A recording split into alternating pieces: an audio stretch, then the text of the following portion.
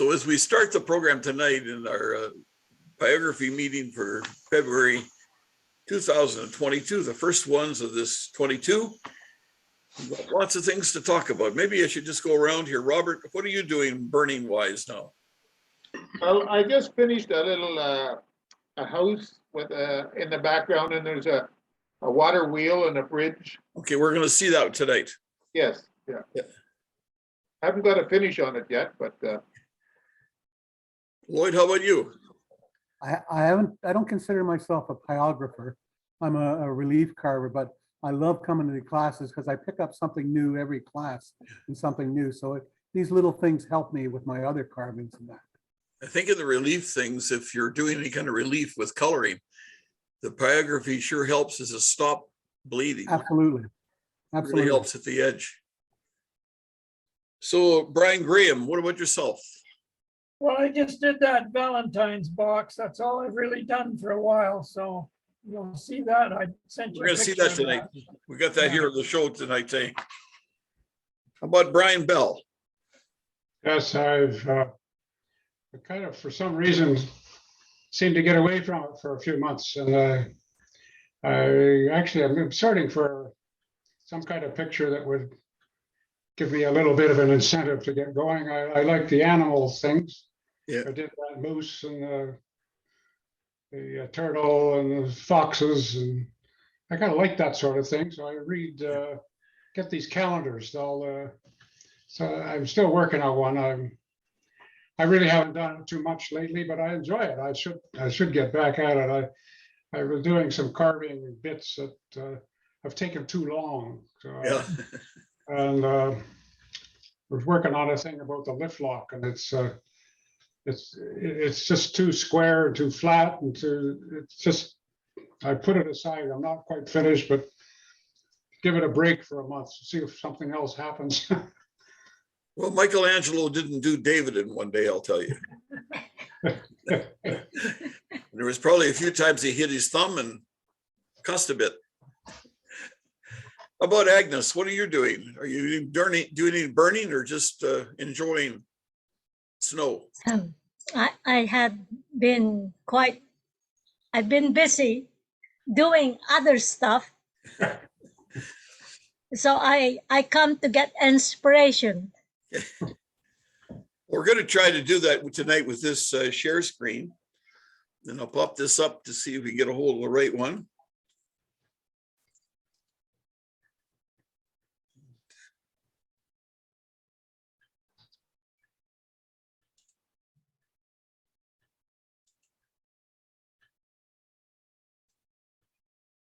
There we are. Robert Thompson's first one up.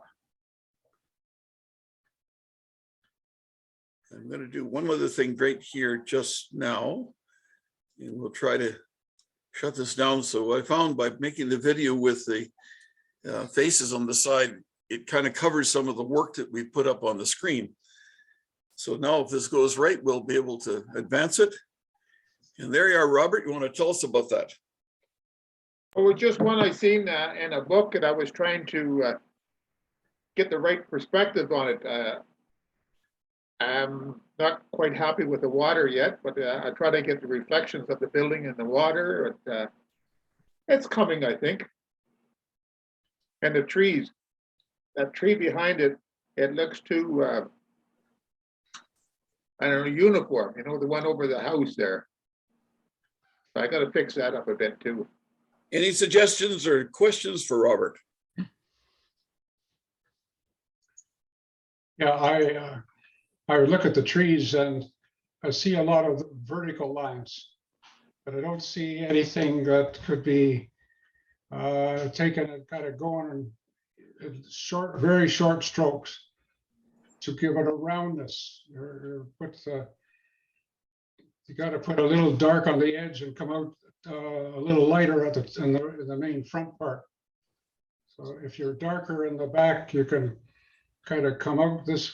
You can see the roundness of this of the trunk of the tree. Right.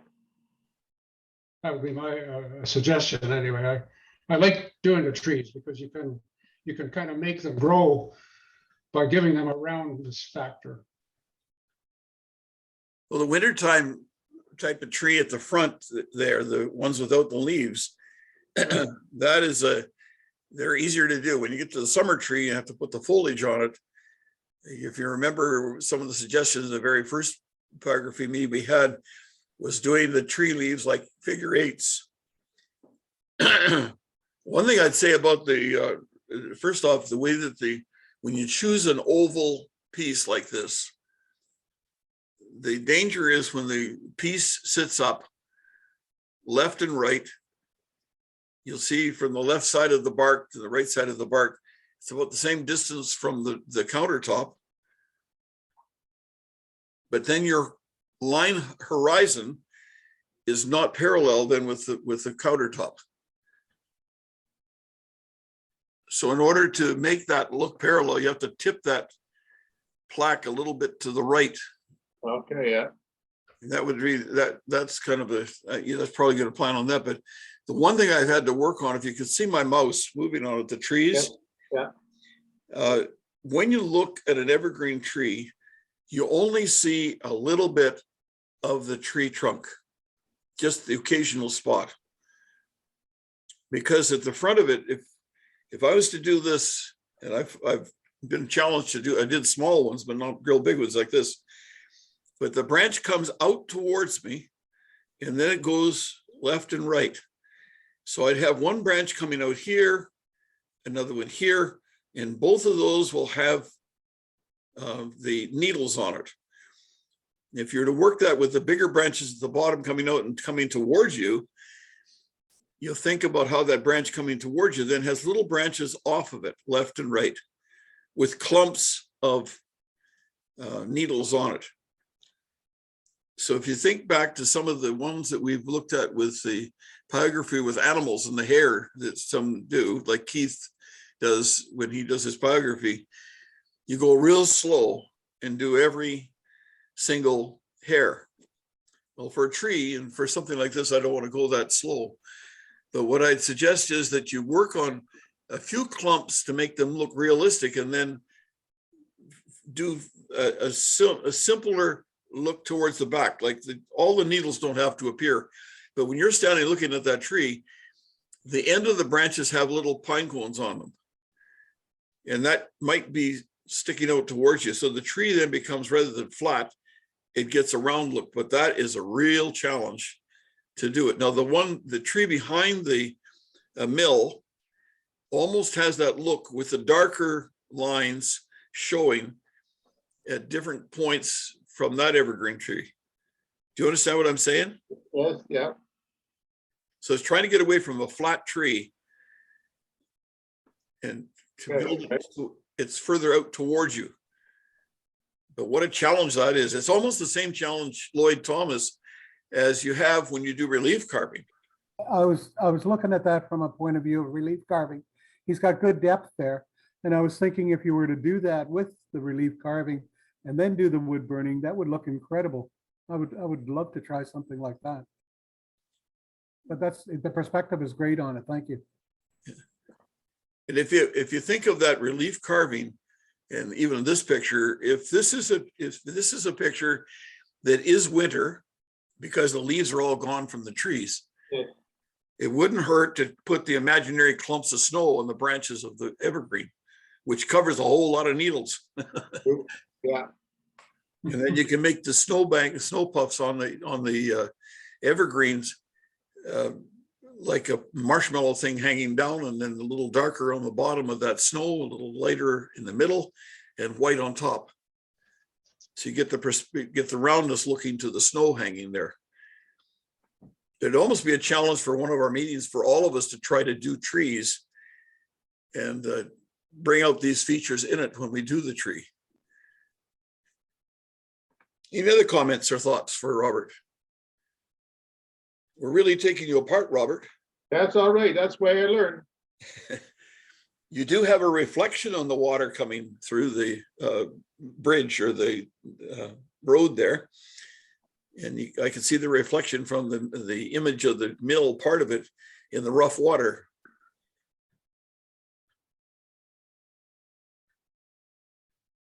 Okay, let's You could work on Go ahead.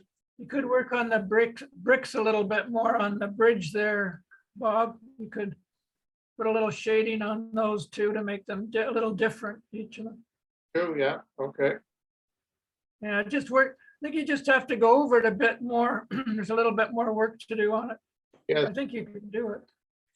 Yeah, I think along that line, if you would take each brick in that piece and do small, very small strokes on one side of the brick and on the bottom, as if the sun is coming from one direction, or the light source is from one area. So you have the brick with a lighter part on it. And if I put my mouse there, I can see here, if I use this brick, Right. and I put little dots around there and nipples in that, along that side and along the bottom, that would make the brick look like it's kind of cut out of the stone rather than a cement brick. But if it was just a cement block brick, it has all kinds of pores in it too. True, yeah. Thank you. It's all those little things that your eye catches. And most people really don't look at anything that close, but they'll see something. They're not sure what they see that catches their eye, but they're not sure if it's right. Okay, we dissected Robert, and the rest of it you can tear us to pieces. Okay, Alan is not here to do this. If you'll remember back, both in the magazine and also in one of our pyrography groups here, Alan was the one who did the paddles, and he took a paddle and resurrected, putting the lily pad on it, I think on one of the paddles, as well as drops of water. And so here's what he's done on the bottom of this one paddle. These are paddles that were not, as he wrote to me about it, they were discarded. So he was putting a new finish on it, bringing it back to life. But that's a powerful picture of a loon, isn't it? That's for Very sure. nice, very nice. And It's a also really nice notice that the water, the wavelets around the loon's body are close together towards the front, the bottom part, and then further apart the distance. That gives you the perspective that drops in and makes the picture deeper. How did he get that sort of white look of the water splashing up? I'm not, well, it could be, I think he's added color to some of his, if he was here, maybe he'd tell us more about that. But if you do see there has to be some sort of a water, not water-based, but a light wash on the thing, the chest or the breast of the loon, under Yes. the beak. You can see the older or the darker wood strip in that paddle through it. So it's not completely painted. Oh. But the wood could be that color. If you look down at the bottom where there's no burning, it is very white. So when you shave the wood down or sand it down real smooth, get ready to put your picture on there, you're going to have a lighter color wood. But then by burning over it, it makes the rest of that wood look lighter. Almost like a poplar wood. Yeah, I don't think the paddles usually are made out of something like a birch or Yeah, something, especially if they were good paddles. Like this is a better paddle with the two pieces in it. If Brian was here, we could tell us more about that, but, or Alan, I should say. These are quite interesting. Now, if you take a look at this, these are a set of old skis laying side by side. So they have to be about 5 feet to 6 feet long to give you the perspective of that. And then I go further to the next picture. There's the tip. So if I go back again here, you see the tips on the left side. This is the close-up he said of the tips and what he did on them. That's beautiful. It's really powerful the way the leaves go across from one ski to the next. Yeah.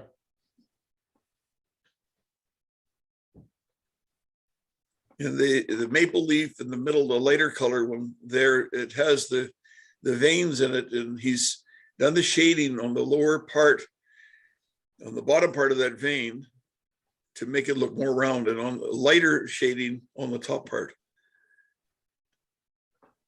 Did you say how he put them together? I don't think they're together. They're just displayed together. They're not fastened together. Okay, He didn't say anything about that part, but I really like what happens when you look at the maple leaf on the right side, that darker one.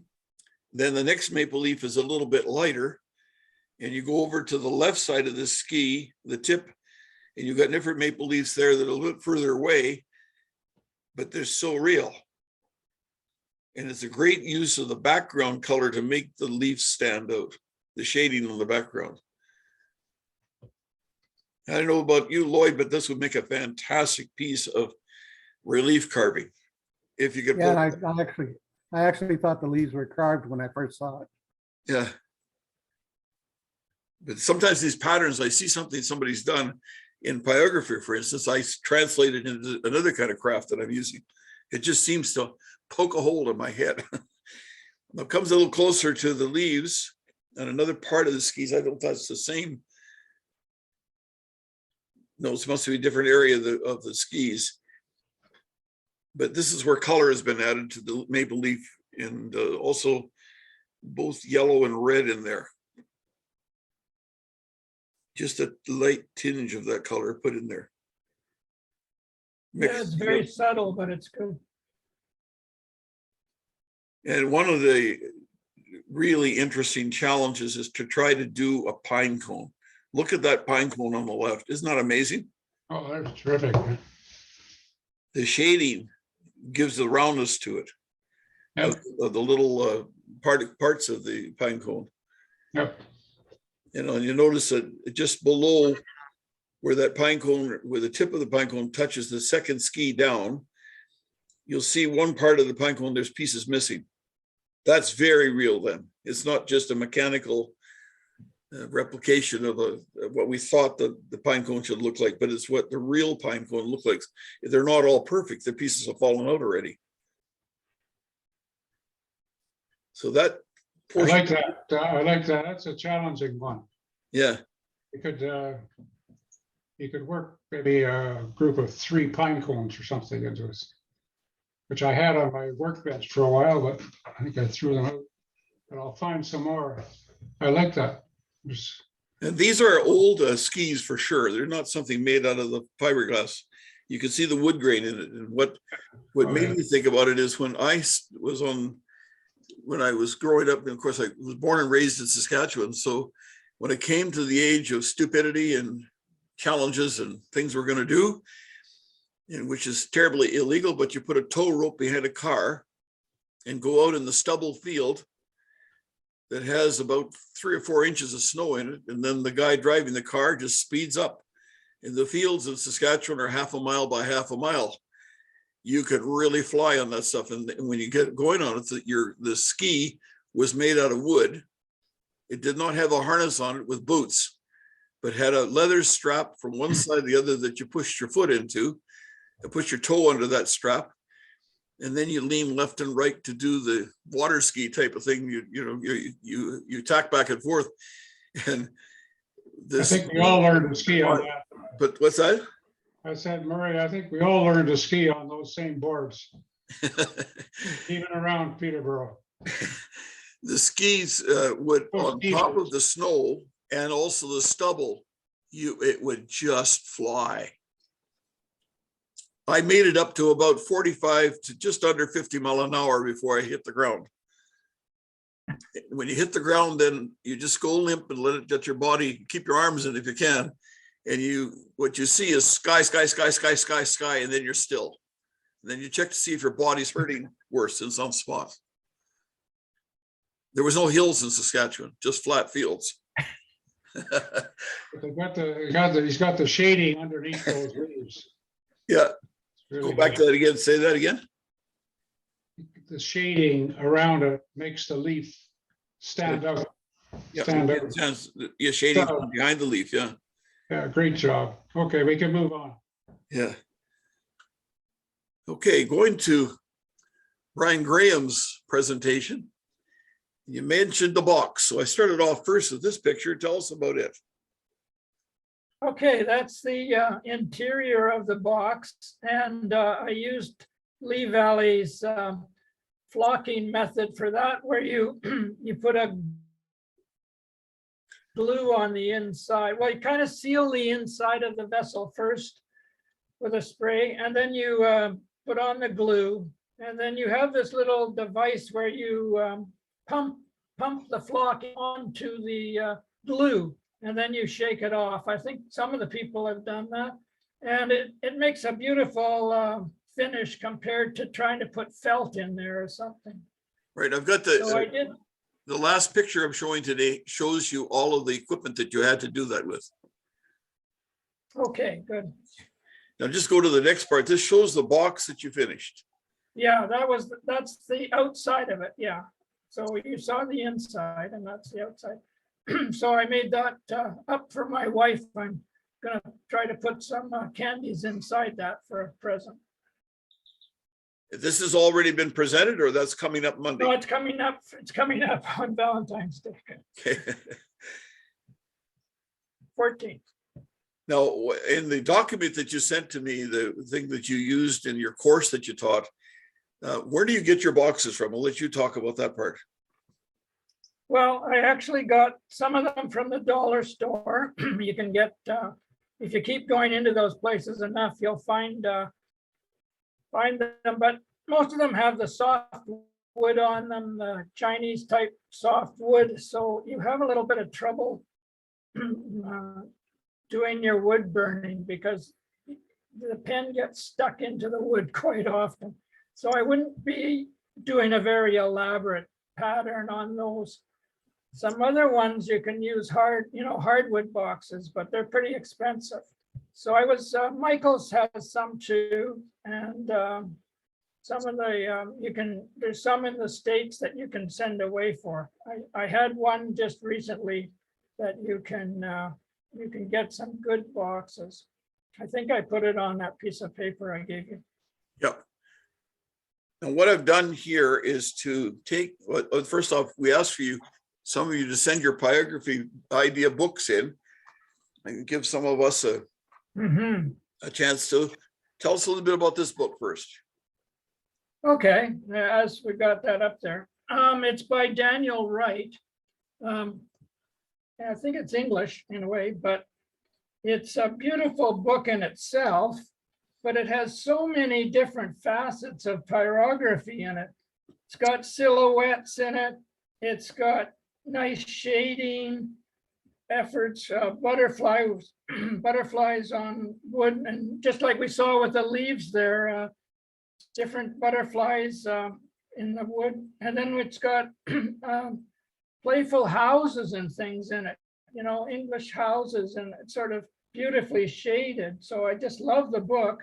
Plus he does a lot of work on all sorts of breadboards, on napkin holders, on fire bellows, on boxes like I was doing there. Very playful book. It's very beautifully done. And I would, even for beginners, intermediate, or advanced, it's a gorgeous compilation. And I don't think many people have seen this book, but it is really nice.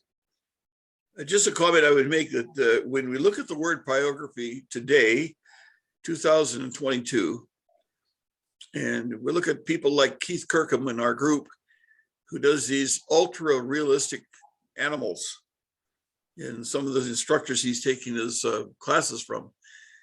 This varies from that. And in fact, it's one of, I think, a whole different branch of pyrography in that you're using the color of the wood and darkening it in certain places to make the pattern stand out. If you look at the banner at the top and at the bottom, that's really performed by the fact that you simply burn the background black and leave the flowers and the vines alone. I've done quite a bit of this kind of work, and it is very realistic. But if you remember our tree discussion earlier, this does not tend to make trees easy to do. If you look where the two deer are, I think in the field there, right above the sun clock, you see it's like the tree, you're looking at the underside of it. It's more flat than it is round. right. And that is one of the characteristics of this kind of burning. Yeah, it's an older form, as you say, Murray. And, but the thing I got out of the book was that it gave me so many ideas. Not so Yeah. much that I followed them all, but I really did enjoy reading the book. So another thing about mention about that, but it's a great picture, the use of the grain in the wood, and you'll see, I'm guessing maybe that it was maybe walnut or something, but you can see the imperfection at the top, likely where a knot was. And that has just been incorporated into the vine. Right, You can barely see it until you look closely. It's a powerful part of the picture. So the other thing to mention about this is that for pyographers, and I use the really fancy ones with a transformer, and you can turn your heat up and down, and some of you folks may have the other one from Razor Tip that has the computer on it for so many different settings of woods on it. This back in the day, in that old day when it's this black background, it was called poker art. And you simply had wires or your poker for your stove stuck in the stove, in the heat, in the fire, in the coals, and you bring it out when it's red hot and you burn until the thing becomes cool off. So the using the different pokers, different sizes of wires, perform the images. And I think that's something that we can really appreciate, the fact that we have these new machines. But often when this kind of book, you'll see some later on coming up, they're sold at Michael's, who sells the walnut burners, or basically are really fancy old-fashioned soldering gun or soldering iron. So just to go on here for a minute. And Brian, what I've done here is taken the document that you sent to me, and I've put just the pictures into it. So I want you to talk about it as if we're a class and give us some suggestions about what the boxes mean. These boxes are in the same order they were in your paper.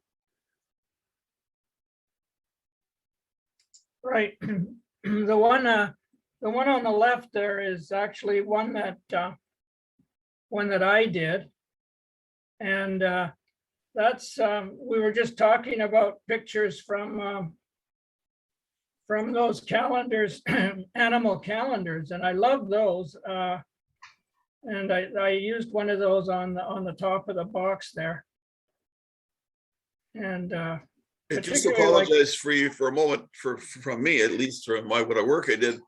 When I pluck this off of the paper, it comes off of when the computer does, it takes the image out of your document and makes it into a 1 inch by about 3/4 of an inch size. So when it comes on the screen now, it's blowing up and it loses all definition. That's why Right, it's fuzzy. yeah. I actually gave that as a present, that box with the, but I used the same method to put the flocking on the inside of that square box too. Sometimes you have to take off the hardware so that you can work on the top of your box properly. And that's very easy to do, and you can put them back on again afterwards. And in fact, the finishing on the boxes, it's probably better to take the hardware off first anyways, and then finish it, and then put it back together again. And you can, you don't have as high reach up to work on the top of that box. Sometimes you can put books. What I do with the boxes down here, I put a book or 2 books so that your hand is nicely supported while you're doing the work on the top of the box. That other one with the penguins and things over there, yeah, I thought I liked that. I didn't do that, but I loved that picture, and I loved that, what you can do, dragging the surface down the side of the box so the penguin is going down each side, and then you have that nice little color going around the edge of the box too, which is really nice. I enjoyed that picture a lot, but I didn't do that one. Oh yeah, and these ones with the what do you call that, with the It's a Celtic design. Celtic pattern. Yeah. That's that really is great for doing on top of a box, and I think that was a suggestion I gave to people. who would love to do a lot of coloring on their box, you know, that would be great. Now, the other one I did, that's my box on the scene there of the bridge in Europe. I forget the name of the exact bridge, but it's got all of the little, you know, you go along the bridge and then you go into all the shops that are on top of the bridge. So it's a beautiful one. I love that on the rounded box because it gives it so much. It's almost like it's almost like you're you know, putting depth into it, and you don't have to so much because you got the turned box for it. So it's great. And you can shade a lot on that one too. I've done some boxes similar to this, and what has come out of it, because I have Misty Hollow Carving as a business, I get orders for pet cremation boxes. And Right. I do the cat's picture on top, or sometimes a scene like this, whatever decorates it. So people choose that for their pet to sleep in. It's a popular thing. It's not my world, but that's some people. So, I mean, if you want it, I can do it. Now, one thing I was telling you about the taking off the hardware, but I took the hardware off on this one and realized it sort of had a hinge at the back, but I didn't put the clasp on at the front here so that you could just open it with your hand, and you didn't have that messy little clasp on the front. I didn't think it was necessary. No, it looks great. Mhm. Any questions And about that? That's a dollar store box too. You can't imagine somebody building that for $1, but they do it.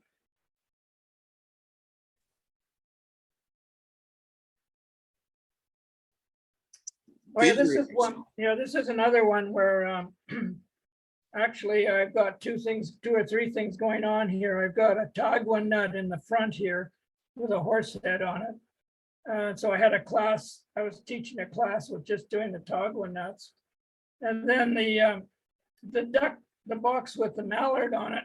I did the top too, but then you can see I did the inside with the ducklings on the inside of the box, and put a bit of the work the pattern up on the front there.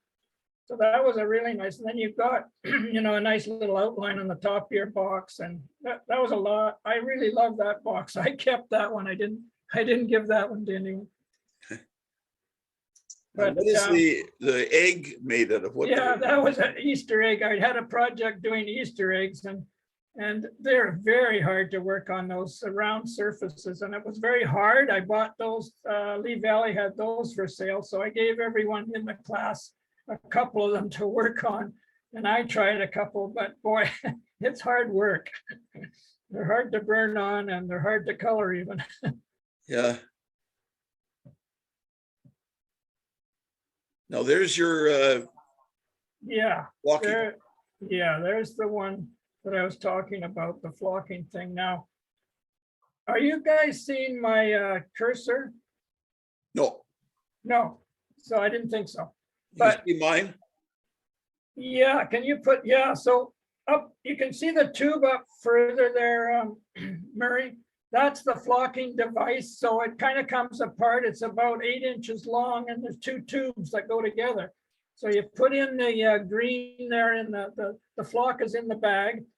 Put that in there, and then on the left side with the glue, you put glue all in the inside of the box. You let it set for about 20 minutes, and then you just grasp one end of that tube with the other, and then see the little, on the very top, there's some green tape, and it's actually underneath the green tape is holes, little holes, about 1/4 inch each. So there's about 8 holes up there.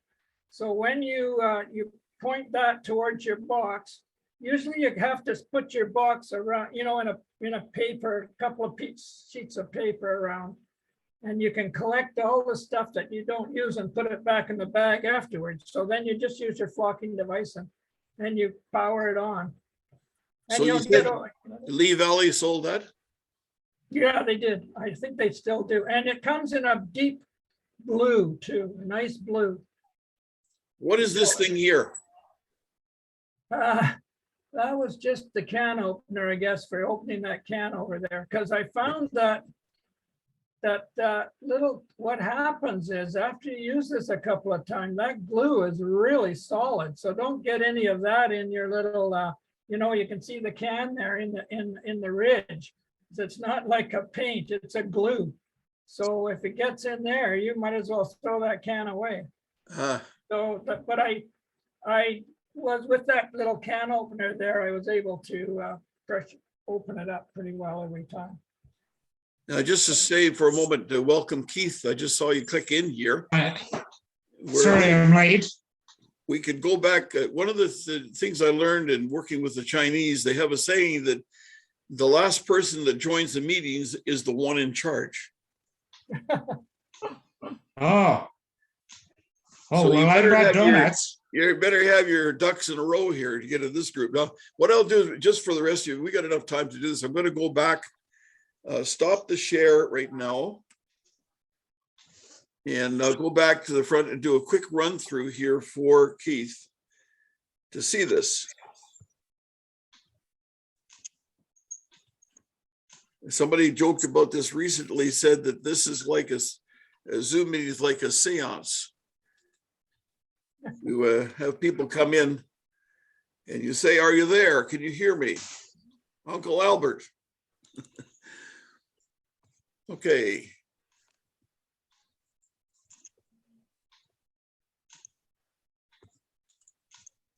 We go from the beginning here. I think, well, let's see, we didn't get the beginning. I'm going to go back with just a quick thing to give Keith an idea of what we've seen so far. We started with Robert Thompson and we took his picture all apart and put it back together again. And Robert's still with us, which is amazing. They were very nice about it. Okay, then we went to Alan Nethercott, who's not here today at this meeting. He's from Thunder Bay. He's the one, Keith, that did the paddle with the drops of water on it. If you remember seeing that picture. I sure do. This is the one that he did with the loon. What he was telling me in the email, that he said that he reclaims old paddles or whatever out of wood and then restores them enough to do the pyrography on it. So most of them are going to be pictures like something you'll hang in your room or whatever. These are a pair of skis put side by side, and then the pictures that he did overlaps to the next ski.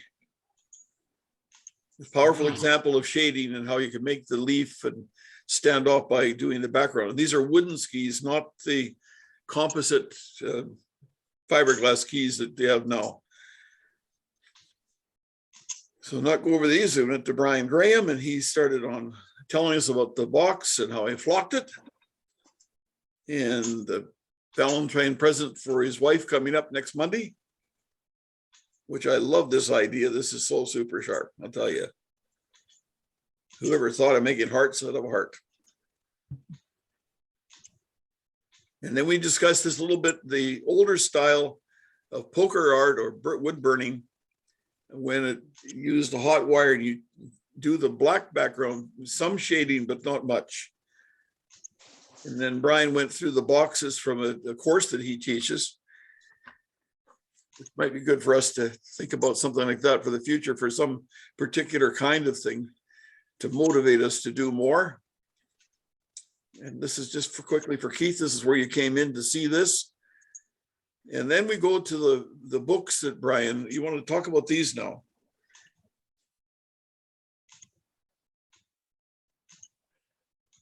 Are you there? Hello. Hello. I I think these are the books that you sent me pictures of, or that I saw in your paper, like in the paper you wrote. Different pyrography books. Oh, yeah, well, you mean the ones that I listed Yeah, out? this for is you? your course. These were, what I did Yeah, is I these- went online and plucked them off of the, Yeah, you want to go back to that other one Yeah, before there. there? Okay. Yeah, yeah, the creative wood burning one there. Yeah, that's a nice one with the a lot of different plates she does. That's that Pampa, I think it is. And there's a million different round ones there, and the shading's gorgeous on those ones. And she has a little saying on each one, which is nice. And then the elegant boxes, these were things you could buy in the States from Walnut Hollow box, you know, all those books that Walnut Hollow put out. Yes, And this was one of the ones they did. So that was one of the, so that was listed with the boxes because that was, they could look at other boxes in the course. It's only about 3 or 4 pages, that one. This this one sounds is like an interesting one to have with the architect. This is wonderful. The patterns, and they're full-size patterns. You can put these on your wall. They're like 4 by 3 feet folded up in there. It's wonderful. Yeah, that's a good book from Walnut Hollow. If they still sell it. Who's the author on that, Brian?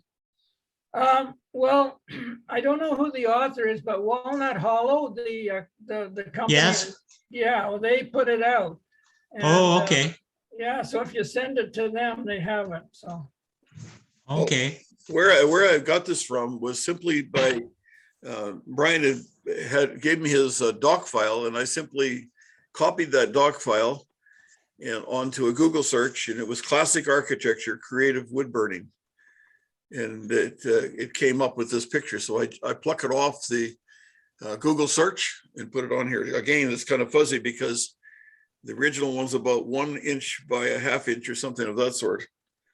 But what I could do is I could email all of you Brian's doc. If Brian wouldn't mind that, would you be agreeable to that? No, yeah, go ahead. I'd like you to do that. Yeah, because it's about what, 25 books I have listed there or something. So. Yeah. This goes to another, it goes to my page, sorry. I come into this one, now I'm going to show books. I just simply brought a pile out of my stash of materials. So in recent times, the Fox publishing by the people that do wood carving illustrated put out a pyrography book every once in a while. And these had some great ideas, but I can't find it. It doesn't seem to come up here. You might be able to get more copies directly from them to ship it up. But it has the gourds in it or the bowls that are turned, like the pictures on the right-hand side. Some great ideas. So this pyrography magazine is much like the Wood Carving Illustrated. You see 29 wood burning odd projects on the left and 47 on the right. It's a great resource. I can't buy a lot of stuff. Go ahead. I've got a couple here, 64 step-by-step projects burning, and then there's one with a dog on the front, 24 all new projects. Yeah, you're right. They're a beautiful series that they put out. That was the 2018. I got the 2018 one, and I don't know what yours are. Fox Chapel puts them out, eh? Yeah. Yes, Fox Chapel, same people, Wood Carving Illustrated. Right. The wood burning realistic animals, this one is a powerful, and the thing, probably the inside is not as detailed as this outside cover. This cover, I am stunned by horses. I worked with the horses a lot in my earlier life. I used to ride one to herd cattle and that kind of thing, but having that kind of background, horses were part of me. Each one's got such a powerful pace to it. So the complete pyrography, this is again a very interesting one. And it gets into a lot of details about shading and using the tip to produce different backgrounds and that. And it's a good book to take a look at, Stephen Poole. You'll see this more when we send the video out. You can take a look at these names and Google it. Yeah, that one, Murray, that one is similar to that one by Daniel Wright that I had. I mean, the darkness of the, darkness of the burning. Right. Now this one again, although Al Chapman did, I think was one that I picked up at Michael's, and it's Walnut Art people, I think, are involved in that one. This one on the right is the same book that you showed before. Yeah, it's funny, the Al Chapman one, he actually came to a wood burning in outside of Pittsburgh, I guess it was, and he was quite a good teacher. So yeah, I have his book too. Very good. Okay, another one I've got from similar sources, that creative wood burning. on the left is another one with some boxes and stuff in it, but again, they're fairly simplistic. And the contrast between the left picture and Sue Walter's stuff is day and night. Yeah, for sure. But Keith, I'd mentioned before to the fellows that, to the folk that are here, that there's almost 2 or 3 different kinds of wood burning. Some things like Sue Walters does, or like you do, Keith, that concentrate on making every hair and everything show. And the other ones on the left side are kind of like the Victorian look to it, or the styles from the 1800s, which that's when pyrography was very, very popular. Their heaters were not electric. They were not a stove, but they actually had a 4-story building in New York. I think it was a block long, that produced the alcohol lamps to heat the wires and make the tips and do everything in there until the building burned down, of course. But it just goes to show you the 2 different styles. So if you haven't got the pyrography, anything by Sue Walter, she's got a couple of books. These are just the ones that I had. Now, this is what I threw in here, because from books, and one, I think Brian Bell, you mentioned sitting there looking for an idea, where you get an idea from. I have a file that I just throw all these things into it. There's someday projects, not like Keith's UFO, unfinished objects. These haven't even got to the wood yet, but it gives you an idea. I love that black and white look. And the old steam engine with a diesel behind it. That is powerful, that picture. I don't know where it came from, but I plucked this. It might have been a library book I borrowed and I photocopied it. Are you sharing your screen, Murray? All I see is you. Uh, No, the picture's there. you can't get it yet, Keith? No. Oh, well, that's okay. You're not hard to look at. But you want to see the picture, because here, I'm going to stop share now. Come back and see if you're there. I see you, Keith, down at the bottom. Yeah. Hello. Now, if we go back to the thing, we'll try to share screen again. And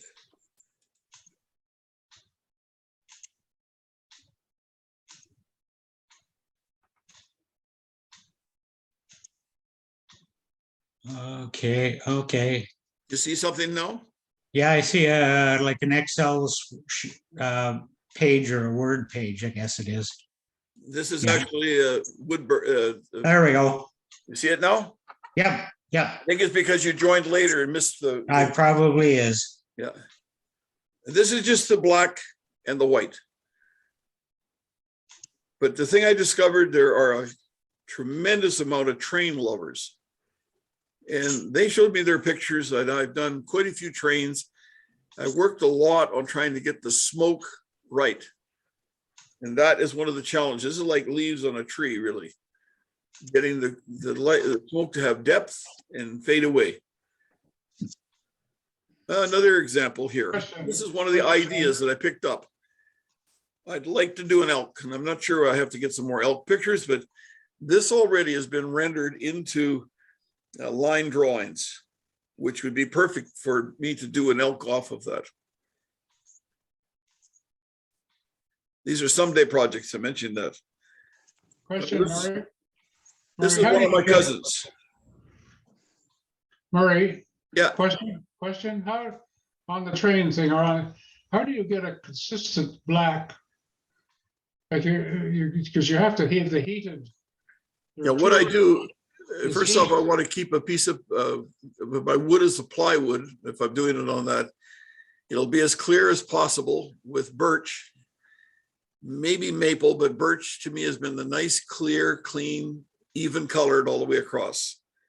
And I use a spoon burner, go very slow and make each dark spot a dimple or a touch. I may circle it a little bit around in circles to make the spot a little bit bigger, but generally that thing, then I can get an even burning. What that does is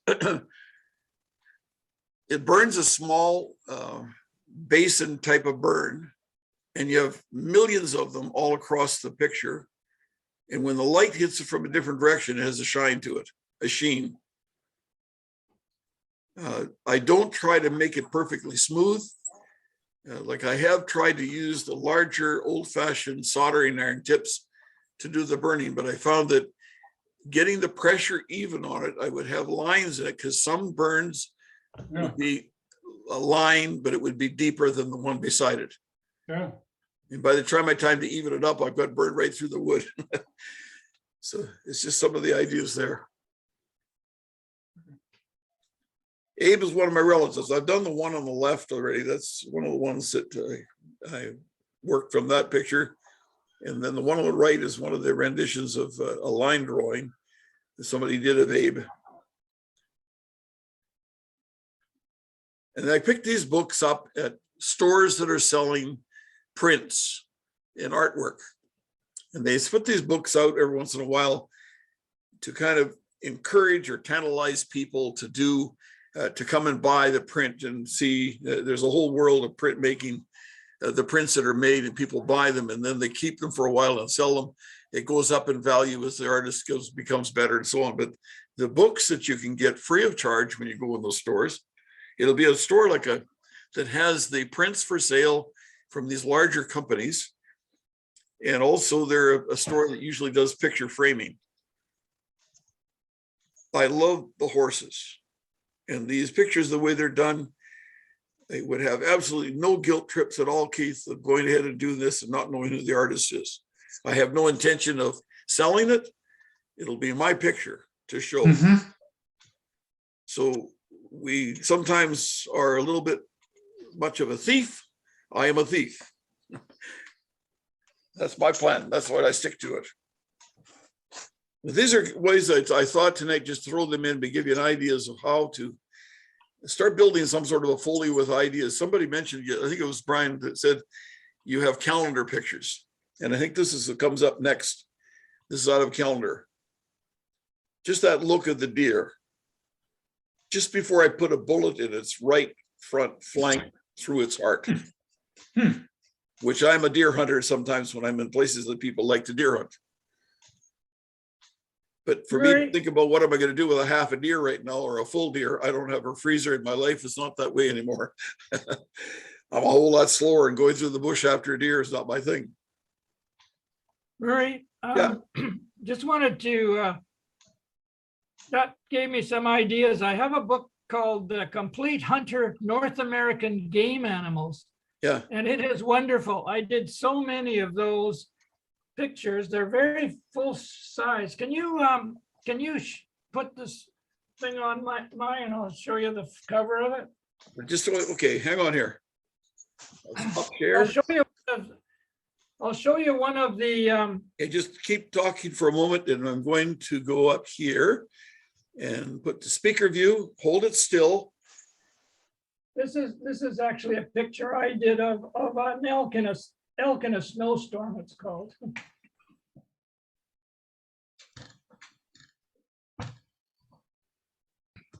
Everybody see that? Okay. Yeah. But then, okay, and then the book I was going to show, I'll just show you the book, which is. Can you see that, or should I come closer? Yeah, just tip it a bit back or forward. Yeah, there. It's the reflection off your computer screens hitting the shiny surface. Yeah, right. So that, it's a wonderful book, and I think I even took that picture of that. But yeah, it's got all sorts of, the same Nice. thing you got, but it's got rabbits in here, and it's a wonder. I don't know whether you can still get it, but it's got all sorts of animals. Anyways, I just bring that up because that's a good source. If you can get, you don't have to have a carving book. You just have to have a book of animals. Or What I found by going to Chapters or Indigo to the store, there is a bargain section where the books are marked down to $5 and $10. That kind of book is often there. exactly. Yeah, Wildlife I know. things. I didn't pay. Yeah, I didn't pay anything much for it. Okay, what I'm going to do, go back to the share screen just for a few more moments.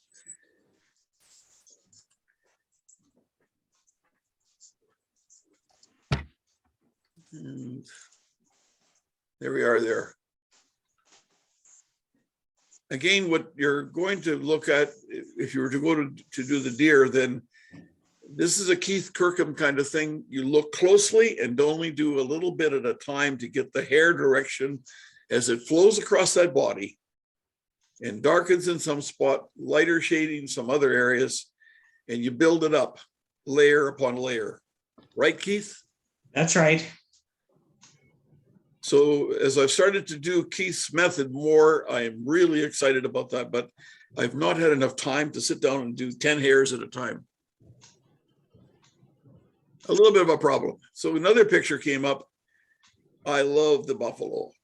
Mm, It was just an idea, and I'm not sure I'll do a buffalo, but I know a lot of fellows have carved buffalo. It's one of the favorite things to put into shows, but I need to do more of a study to find the buffalo. So I think that is the end of our share screen. Let's stop share. So as I go back to this and set up gallery, any comments or thoughts at this point after giving that tonight? Brian Bell, I'll put you in the spot. You're wanting an idea. Did you get any tonight? Oh, I can see that. I should go into some bookstores and look for books. Yeah, Yeah, there's that's a it. lot of good stuff there. I think I'll be fine. I just need to move my bums and get going at it. I think. And Agnes is thinking about you. Go ahead. I guess the kind of wood to go on it, you can use, as you said, maple plywood.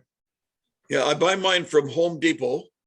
Yeah, Over in the plywood section, they have a special section with the wood panels are cut at about 2 feet by 4 feet, yeah, maybe 1/4 to 3/8 of an inch thick.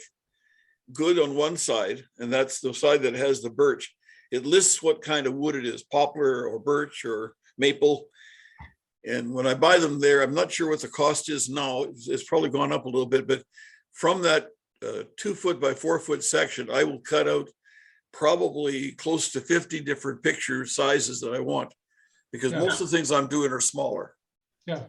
I don't do the great big pictures, but that's one that I get my resource from. Yeah. Keith Kirkham, maybe you could give a little bit of a hint there. I just bought some plywood pieces from, is it KJP in Ottawa? Anyhow, they were 12 by 18 foot sections or inch sections, and they came up to less than $10 a piece, which is maybe quite a bit more expensive than buying the way Murray does. But anyhow, I wanted to get some real high quality maple Keith, I'm going pieces. to go to a speaker screen here and tell us about what we're seeing on the screen now. Your picture of Oh, your, sure. go ahead. Yes, it's an owl picture. I was asked I have some friends back home from my hometown in Saskatchewan are members of the Yellowhead Flyaway bird watching group, and they have a fundraiser every spring. And she asked if finally if I could donate something, and I went through and I found a picture that I really liked. And I was in a conversation with Julie Bender in Colorado, and she said, make sure that you know where you have the permission from the photographer. And so I hemmed and I hawed, and I found that in that Yellowhead Flyaway bird group, there was a young lady who is a photographer. And she had just recently posted a bunch of pictures of an owl that she'd seen. And so I got in touch with her and asked her if I could use her picture. Well, she was absolutely thrilled that somebody would want to use her picture. And I said, of course it'll be acknowledged that she was the photographer. So anyhow, we're going ahead. It's going to be labeled as a joint entry, and I'm, I guess 60% of the way through this picture. There needs to be a lot more detailing put in, and I will. So it's something I'm having an awful lot of fun with, and Mabel, the lady that did the photography, is quite pleased to see her name put on it and put in front of the public. So Beautiful that- picture. it really is. It really is. And that's exactly the way she took the picture. And I think she was quite surprised that it came out as well as it did. And I'm not sure, I can't remember what kind of an owl that is. I don't know if somebody in the group would recognize it. But of all the pictures I've seen of that type of an owl, that's one of the very best. So What's the dimensions of that piece of wood? it is about 12 high by 9 inches wide.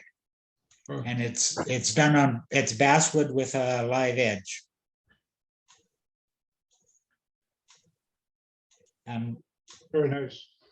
the wood I happened to come across from a vendor at the Woodstock show.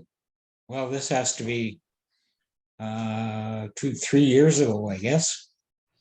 I'm kind of reaching the end of the pictures I bought from them, but I'm just about to start another class with, excuse me, Julie Bender on Saturday. And Julie absolutely insists that everybody use maple. And I'm not so sure that I'm as strict about that as she is. But then again, when we look at, I don't know if any of you are familiar with Julie's website. She's posted a couple, 3 or 4 pictures since November. A couple of them are rodeo pictures, and I forget what else she's got, but she charges. I remember one of them was $3,400 US. So so she's Not a pretty good. mileage. Yeah, Not a she's pretty mileage. good, and she works really hard at developing a base of clients, and it's her only source of income. So yes, she has to work it pretty hard. How do you stop these from fading? You pay $3,400 and the stick that finger in the sunshine and it starts to disappear. Yes, well, I use Verathane, the water base. Julie has recommended a source Mohawk, and I am trying to find out where to buy it. I phoned the company on their website. They have an 800 number, and it turns out it's a US desk, and they only sell to US customers. They gave me the Canadian one, and they didn't. I asked, and she said, "What's your customer number?" And I said, "I'm not a customer, and I don't have one." And she says, "Well, no," she says, "we don't sell to customers," which was kind of funny. And I says, "Well, if you don't sell to customers, who buys your stuff?" But they're a manufacturer and wholesaler, and they sell to, she says, well, Home Depot or those types of places. And I've never seen them, and so I have no idea where to get it. Keith, what I have on the screen right now is the Julie Bender's webpage for her wildlife. Ah, yes. You can see that. I'll click onto this picture to get this full size to see if that comes up. Maybe it will, there it does. There just takes a minute to get these to come. That spectacular piece. Isn't that amazing? Everybody see that? Yeah, beautiful. So Julie Bender is her name. If you go to her website, is juliebender.com, and it'll tell you different things and the prices. This one's sold. And it says here, not for sale. Here, different ones. Most of these are ones that are not the most recent ones. See? That piece is $2,900 US, 22 by 18. Holy smokes. There it is there. And I think almost everyone that she has, she takes her own pictures. Is that right, Keith? Yes, she does, and she doesn't.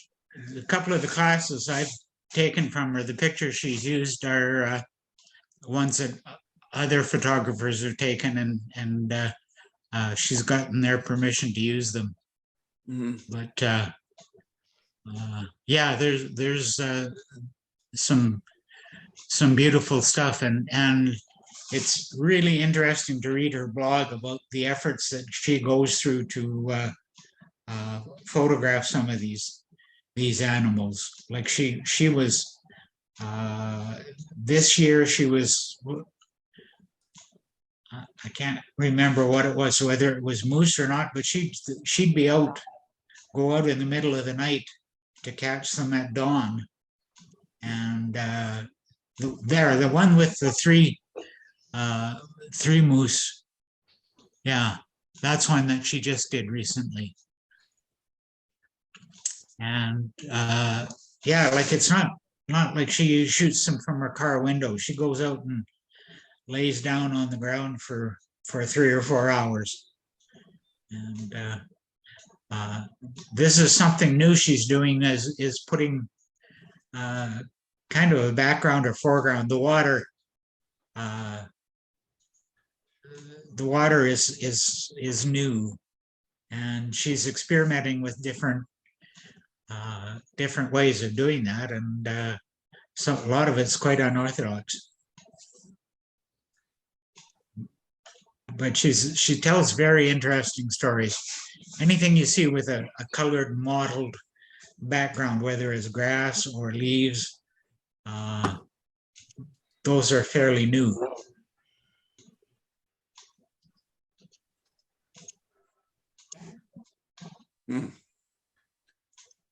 Well, you folks can take an opportunity to go to that website, get some inspiration off of it. And if you are really rolling in the dough like Keith Kirkham, you could take a class.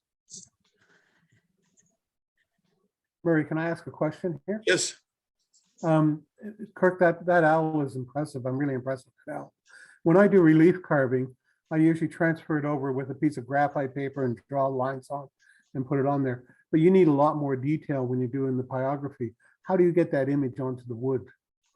The same way, or do you do it differently? Keith, can you answer that? Yes, you do trace a lot of detail, but I think that one of the big tricks is that you have the picture that you're tracing on the wood. You have it right beside you when you're putting the detail on with your pen, and it's a matter of you really have your finger on the part of the picture that you're trying to put on the wood, and so you know exactly what you want to do there. Another trick is to take quite often you'll have lines after you've traced it. You've got lines on the wood that you don't know how they relate to the original picture. So if you use the original picture with the tracing lines on it, and of course you as has been said many times before, you trace with a red pen, so you know what lines you've traced and what lines you haven't. But anyhow, if you go back to the original tracing picture and you find a red line, and then you find that same line on the picture, on the wood panel, then you know what you're supposed to do around that line. So I've seen some people go as far as they'll cut out a piece of cardboard and put a 1-inch square in it and put that on the picture. And so you go to that very same area on your wood panel that's been traced on, and you just work out of that 1-inch square, so you don't get distracted by stuff that's not in the area that you want to burn.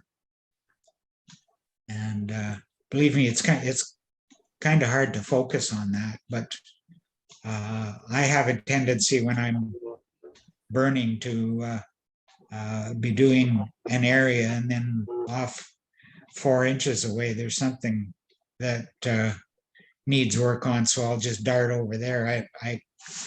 I'm not great for focusing on one particular area. Thank you, Kurt.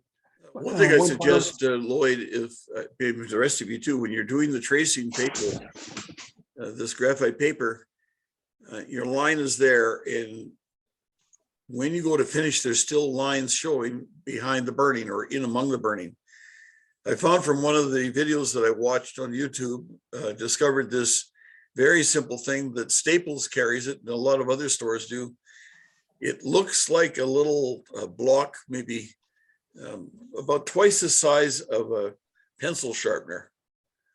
And it's about 3/8 of an inch thick. You take it out of there and it's like a plasticine, but it's rubber. And you can shape it to be a ball or to be square, or in what I shaped it like is a piece like this. So it almost looks like one of those eyedropper type thing, or, you know, the little rubber balls that you do your ear with, or a child's ear with. So you have a point on it, and that point can be put onto that graphite mark, and you roll it across it, and it just takes all the graphite out. If you use just a regular pencil on the wood, it just picks that graphite from the pencil up and just removes it. You never see it. It doesn't leave any oily sponge to it. It's not like plasticine. It's a rubber base, and actually another video on there shows you how to make it by taking a regular ruler eraser, like a regular pencil eraser, and rubbing it until you get all the little rubbings off of it, put a bit of glue in it, and you've got the same thing. But these things, you know, cost you maybe $1 or so for this little block. I don't know what the name of it is, but it's a tremendous eraser for taking the pencil off of your wood product. Do any of you use that now at all? No. It's a good one to go. Staples had this, where I bought a couple of them. One for, I teach an art class to a 10-year-old on Wednesday night, who tends to, when she does her drawing and trying to get her to do shading, and she gets the shading idea, but when she goes to draw the head, she makes a big dark line around the whole head. And I said, no, a light line. Just take hold of the eraser and just kind of just do a light line around it. Well, this block of eraser thing takes her dark line right off. What you do see is the impression in the paper where the line was. But it's amazing how it picks it up. But it starts off gray and it turns black eventually, because it's got all kinds of the graphite in it. So maybe that'll be a help to some of you there with your work. Any other thoughts or questions? Murray, I'm running out of wood here, and I was wondering, is cedar any good to wood burn, or is it terrible wood too? No, don't burn cedar. Okay, all right. Go to the dollar store, right? Well, I like that K&P. That's a good store to go to in Ottawa. You could even send, I think they'll send it out to you. But no, I wouldn't use cedar though. It's just too soft. Okay, But it thank you. sure smells good when you burn it. Yeah, yeah, that's for sure. Not allergic to it. Are you? Yes, yeah. Hmm. I think it's enough. Okay, no more questions? We probably should sign off then. It was good. Thank you, Murray. We're sitting Thanks at about very an much. hour and 20 minutes right now. Yep. That's Yeah, good. thanks, Murray. That was Into good. the future now, what would you like to do on our Zoom meeting in Pyrography? What is a burning thought for you? There's a pun on the word, okay? A Pyrography thought. What would help you? Well, if I put another one in, I'll sure learn from it. Maybe we should all try to do some trees of different sorts before then. How's that sound? Sounds good. Yeah, or That's good, Murray. a picture with some trees in it. Yeah, good idea. Maybe we could work on something, each a piece of biography with tree in it or trees in it, and do that for April, because we won't have one in March. The second Thursday in March will be a caricature meeting that night. So there's actually a competition in caricatures coming up for the people that carve. Okay, my friends, have a good night. Okay. Thank you, Murray. Thanks, Murray. Thank you. Good week. Tomorrow morning early, I'm heading to a resort in Muskoka. 3 days of carving and talking, and then 4 days Yeah. later, I go back again. Enjoy. Ah, Thank you. Yeah, hope your wife gets better. She's gonna do okay. I'm doing all the cooking. ah. Maybe she won't get better. Oh, yeah, we have amazing food. Had a Murray is, back ribs has- tonight. Murray, is that resort shown any interest in doing pyrography? I'm talking to her about it, but she hasn't got back to me to give me some indication of that possibility. Okay. So it is possible, and we're looking at that. So hang in there, Keith, and maybe another. Very good. couple months. Okay. Thank you. Bye-bye. Thank you. Bye. Bye-bye. Hi.